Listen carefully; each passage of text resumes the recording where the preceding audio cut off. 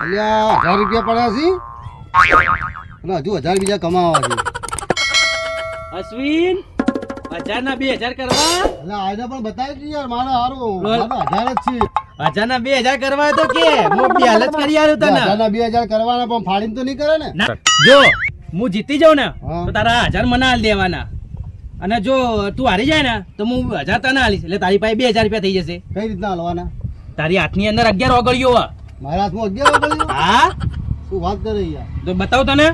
બતાવજે ને તાણ. આ જો 10 9 8 7 ને 6 6 ને 5. એટલે 11 થઈ મારી બેટી. હા સમજી ગયો. લાવ હેડો, જીતી ગયો હું અશ્વિન. એટલે તારા મારા 11 મેં તને ગણાય ને હા.